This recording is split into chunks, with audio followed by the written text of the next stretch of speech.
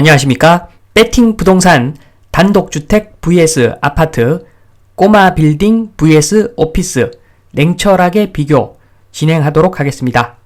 자, 일단은 그 아파트하고 오피스는 집합 건물이죠. 집합 건물. 자, 집합 건물에 대해서 일단 간단하게 살펴보면은 전용 공간 예를 들어서 712호를 매수를 하면은 자동적으로 땅 지분까지 매수하는 그런 형태의 계약이 됩니다. 자, 그리고 전용 공간은 내 마음대로 쓸 수가 있는데 공용 공간 및 땅은 내 마음대로 못하는 그런 공간이라고 보시면 됩니다. 그리고 땅은 영구적인 공유 지분입니다.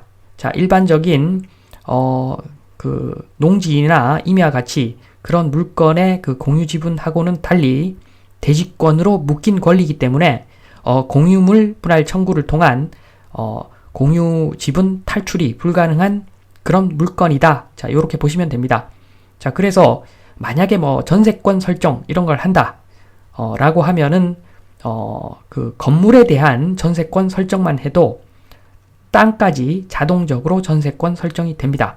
자, 그래서 한 몸이다. 땅하고 전용 공간하고 한 몸으로 움직이는 물건이다. 자, 이렇게 보시면 되겠습니다. 자, 이제 본론으로 넘어와서 자, 우선 단독주택하고 아파트부터 비교해 보겠습니다. 단독주택은 마당 있는 주택 보시면 되고, 그래서 일종의 투자형 상품이라 볼 수가 있습니다. 반면에 아파트는 지금 보시면은 월세를 받는 수익형 부동산이다. 실거주를 위한 부동산이다. 또는 월세를 받는 부동산이다. 한마디로 수익형 부동산이다. 이렇게 보시면 됩니다. 자, 지금 보면은 실거주 측면에서 두 물건을 비교해 보았습니다. 지금 쓸데없는 것들 빼고 핵심 내용만 표기를 했는데, 자, 저 부분에 설명이 안 들어가 있는 부분은 거꾸로 보시면 되는 거죠. 반대로 보시면 됩니다. 자, 필요한 부분만 제가 입력을 했습니다. 단독주택과 아파트 관리비 측면에서 보면은 단독주택은 일단 많이 들어간다고 보시면 됩니다. 개인의 노동력이 들어가기 때문에 자, 나의 인력, 나의 품도 돈이죠. 자, 그래서 많이 들어갑니다. 그러나 만약에 의식주, 자, 이러한 것들이 삶의 기쁨이다, 삶의 의미다. 자, 요러면 달라지죠. 주거도 삶의 기쁨이면 페인트 새로 칠하고 뭐 조경수 가꾸고, 자, 이런 것들이 즐거움이다. 이러면 오히려 그것은 비용이 아니라 기쁨이 될 수도 있습니다. 자, 그러나 지금 우리나라 생활 수준상 아직은 아파트가 좋죠. 아직은 아파트가 좋습니다. 저도 그렇습니다. 자, 아직은 그 관리비 측면에서는 아파트가 유리하다. 이렇게 보시면 됩니다. 자, 그리고 안전 방범 측면에서 보면은 기본적으로 아파트가 더 안전한데, 자, 요것은 좀 다릅니다. 자, 초기 중기는 아파트가 보다 더 안전하겠죠. 그러니까 경비 아저씨가 계시니까 좀 안전하다고 볼 수가 있는데, 자, 그러나 말기로 가면은 매우 나이가 들어서 재건축할 때쯤 되면은 오히려 단독주택보다도 불안정할 수가 있습니다. 그리고 택배 배달, 자, 요즘 중요하죠. 택배 배달, 자, 이 측면에서도 아파트가 편리하고 유리합니다. 그러나 프라이버시 측면에서는 단독주택이 탁월하죠. 자, 층간소음 걱정 없죠. 내가 층간소음 낼 수도 있고, 다른 사람이 또 층간소음 내는 사람도 없고, 그리고 위층 누수 이런 것도 없고, 그리고 멍멍이 이런 것도 없습니다. 자, 나하고 조금 생활 스타일이 다른, 나와 맞지 않는 사람이 거주할 리가 없기 때문에 프라이버시 측면에서는 단독주택이 탁월합니다. 그리고 삶의 질 측면에서도 단독주택이 높죠. 텃밭, 조경수, 추억을 쌓고, 자, 등등 삶의 질 측면에서도 단독주택이 유리합니다. 그러나 지금 우리나라의 주거 문화 수준상 아파트를 좀 더 선호하는 분위기가 아직은 있는 것 같습니다. 자, 다음은 투자 가치 측면에서 비교를 해보면 땅 측면에서 보면은 아파트가 안 좋죠. 공유지분, 대지권으로 묶인 공유지분, 영구적인 공유지분. 그래서 아파트가 땅 측면에서는 안 좋습니다. 확실하게 안 좋고, 그리고 리모델링 재건축 측면에서 봤을 때, 단독주택은 내 거니까, 수선, 리모델링, 재건축 자유롭게 할 수 있습니다. 언제든. 자, 그러나 딱 한 채이기 때문에 건축비는 고가, 관리도 어렵다. 이렇게 보시면 됩니다. 반면에 아파트는 소유자 의견 수렴이 어렵죠. 자, 그래서 오히려 이런 그 의견 일치를 보기 어렵기 때문에 여기서 비용이 크게 증가할 수가 있습니다.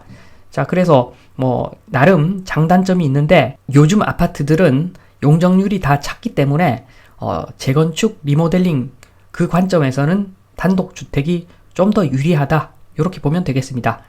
그리고 시장 흐름을 보면 단독주택은 점점 희소성이 더 생겨나는 그런 추세인데 점점 숫자가 줄고 있죠. 반면에 아파트는 점점 숫자가 많아지면서 가치가 하락하는 중이다. 이렇게 보시면 됩니다.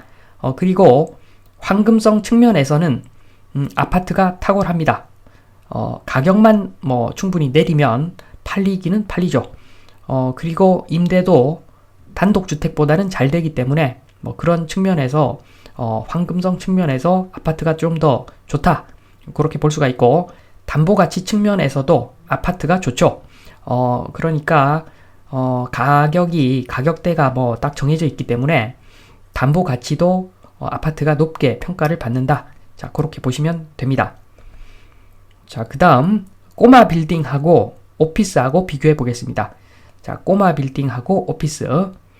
자, 지금 보면은 실사용 측면에서 비교를 해보면 꼬마 빌딩은 관리비 측면에서 일단은 적게 듭니다.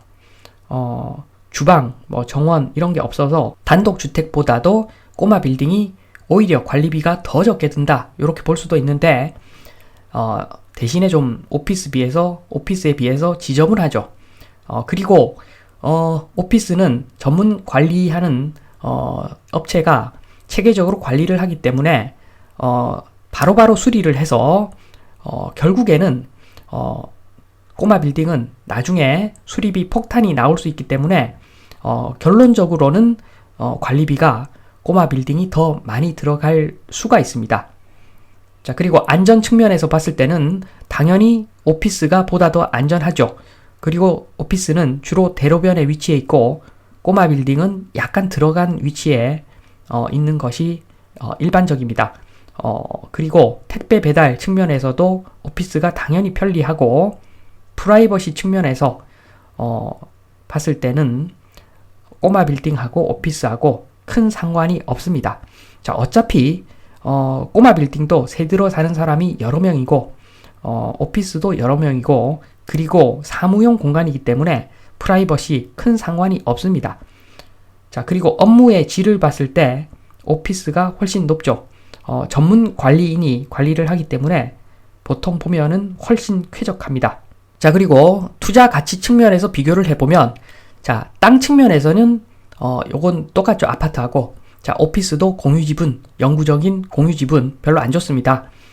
그리고 리모델링, 재건축 측면에서 봤을 때는 마찬가지로 꼬마 빌딩은 수선, 리모델링, 재건축 자유로운데 건축비는 고가, 관리 어렵다. 자, 요렇게 설명이 되고 오피스 같은 경우에는 소유자 의견 수렴이 어렵죠. 자, 그래서 비용이 늘어날 수 있습니다. 그러나 오피스 같은 경우에는 아파트하고는 달리 라멘식 구조로 보통 건설이 되어 있기 때문에 리모델링이 용이합니다. 거의 100년 건물이라고 보시면 되고 리모델링이 용이하다. 자, 리모델링 비용이 좀 저렴하기 때문에 자, 그 점은 또 유리한 점이겠지요. 그리고 시장 흐름을 보면은 꼬마 빌딩은 지금 초고평가 상태입니다. 초고평가 상태라서 임대 수익률이 너무너무 낮습니다. 반면에 오피스는 나름 고평가라서 임대 수익률 4% 미만 정도 요즘은 나오는 것 같습니다. 자, 어쨌든 오피스도 고평가라고 볼 수가 있죠. 그리고 황금성 측면에서 봤을 때는 오피스가 또 탁월하죠. 임대 잘 되는 편이고 그리고 담보가치 측면에서도 오피스가 유리하고 꼬마 빌딩은 시세가 딱 정해져 있는 것이 아니기 때문에 조금만 반영된다. 상대적으로 조금만 반영된다 보시면 됩니다. 자, 4번 마무리. 마무리는 꼭 필요한 말만 하겠습니다. 첫 번째로 초고평가된 물건은 아파트, 꼬마 빌딩이고 고평가된 물건은 단독주택, 오피스입니다. 자, 그리고 단독주택을 제외하면 수익형 부동산으로 임대 수익률이 중요하다. 자, 신축도 4% 이상 나와야 한다. 자, 요 말씀을 드리면서 이만 마치겠습니다. 감사합니다.